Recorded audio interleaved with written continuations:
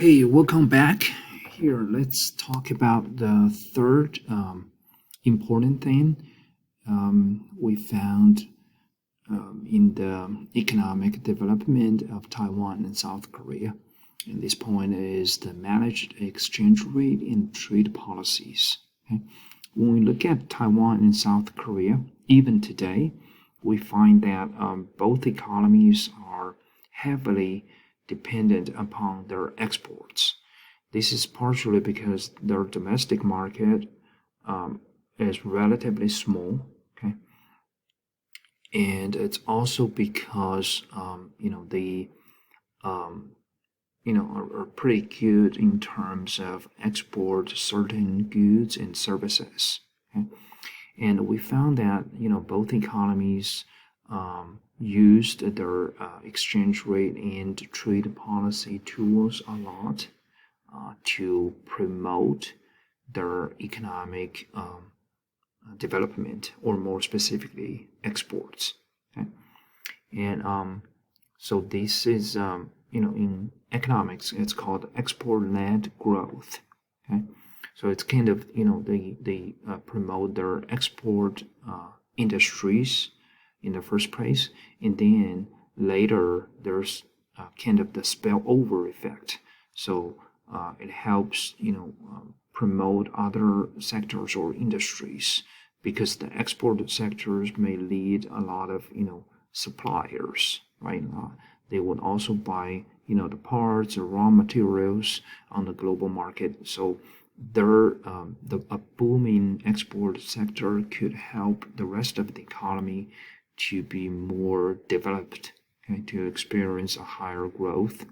So that's why here we're gonna switch our attention back to the traditional scope of economics, okay, more specifically, about international economics, okay, talking about the exchange rate and trade policies. Now, you would find that the discussion we will have here can be widely applicable. Okay? So, at least in this region, even today, it might be amazing for you guys, but among many East and Southeast Asian economies, including Japan, South Korea, China, which is probably the most commonly mentioned, in Hong Kong and Philippines, Vietnam. They also, their governments even today, okay, their monetary authorities are still manipulate their currencies to some extent.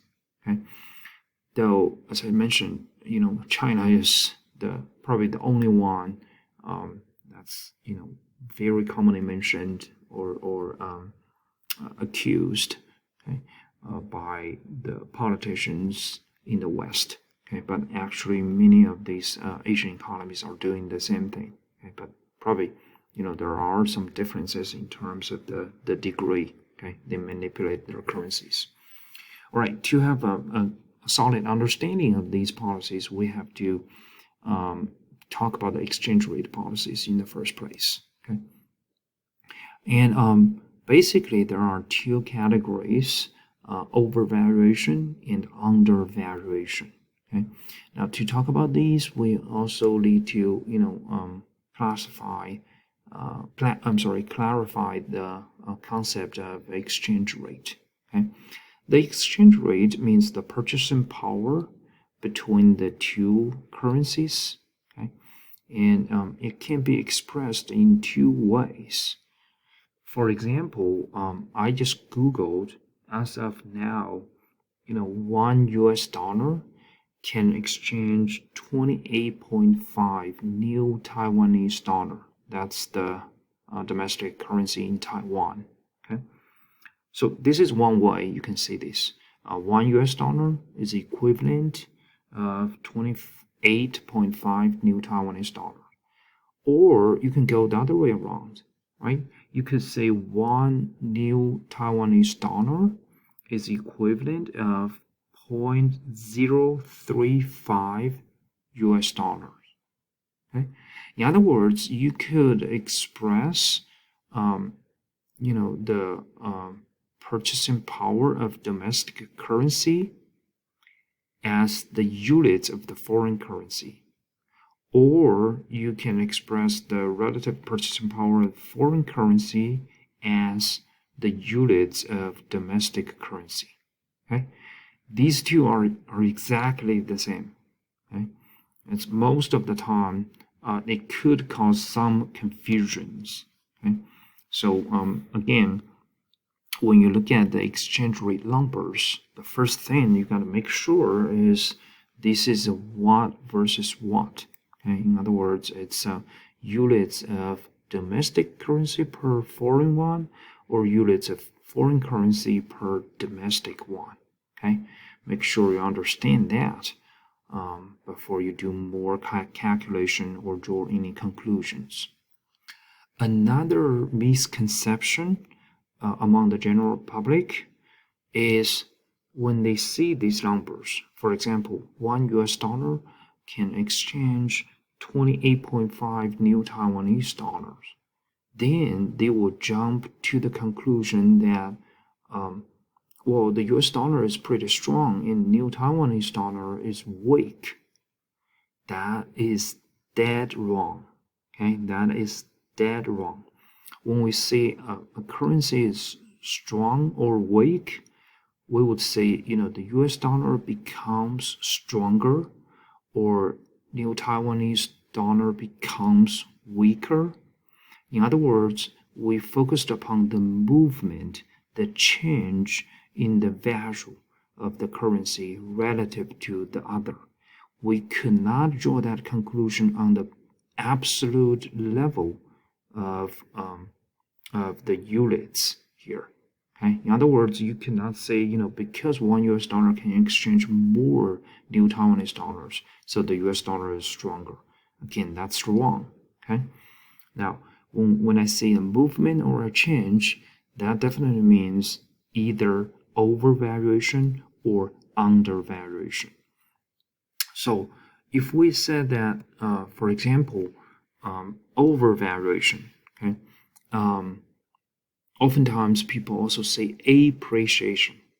Okay, that means the currency is getting stronger. Okay, now use the example, the numbers I just gave you. If one new Taiwanese dollar used to be able to exchange 0.035 US dollars, okay, but now it can exchange 0.05 US dollars, then we would say the new Taiwanese dollar is getting stronger, or there's an overvaluation of new Taiwanese dollar relative to the US dollar. Is that clear? Again, if you still have any questions, you could ask me during our class meeting. Okay. And as we said, the overvaluation means increase in the purchasing power of domestic currency measured by the units of the foreign currency. Okay. Now, as you could imagine that when the domestic currency appreciates, then we could also say the foreign currency depreciates, right? Go back to the numerical example. When one new Taiwanese dollar can exchange, 0.05 US dollars, okay? That also means 1 US dollar would be able to only exchange 20 new Taiwanese dollars. Okay? Remember, it used to be able to exchange 28.5, right? As I said, now it's only 20 new Taiwanese dollars. So when we say the new Taiwanese dollars is appreciating, it's equivalent to say the US dollar is depreciating relative to new Taiwanese dollar. Okay, so here depreciation or undervaluation means a currency is getting weaker, okay, compared to another currency. And of course, here we would say there's a decrease in the purchasing power of domestic currency measured by the units of the foreign currency. Again, in that numerical example I gave you, you can take either one as your domestic currency or the foreign currency, right? You can take, you say, I'm looking at the Taiwanese economy, so I would like to take the new Taiwanese dollar as the domestic currency and the US dollar as a foreign currency. Or you could say, I'm an American, so I would take a US dollar as my domestic currency and the new Taiwanese dollar as a foreign currency. Okay, that's fine. But again, here, the key is the movement, the change in the relative purchasing power. Okay, don't make your judgment just upon that number itself. Okay, like it's greater than 1, it's less than 1. So I would say, the greater than 1 means, the currency is strong or weak. Again, that's dead wrong. Okay, look at the change, right?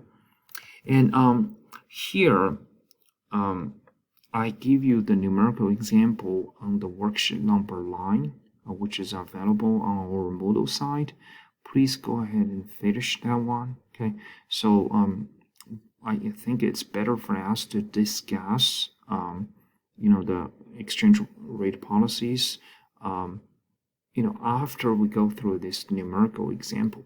Okay, so we give you multiple numbers to show, what will happen under the overvaluation policy and undervaluation policy. We will make the comparison, especially looking at, who benefits from what policy.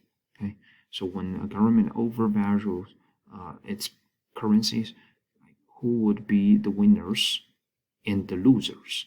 And when government depreciates a currency, domestic currency, who would be the winners and losers? Okay, so please, after checking out this video, go ahead and finish the worksheet number 9 and bring your answer to our class meeting, and we will discuss that.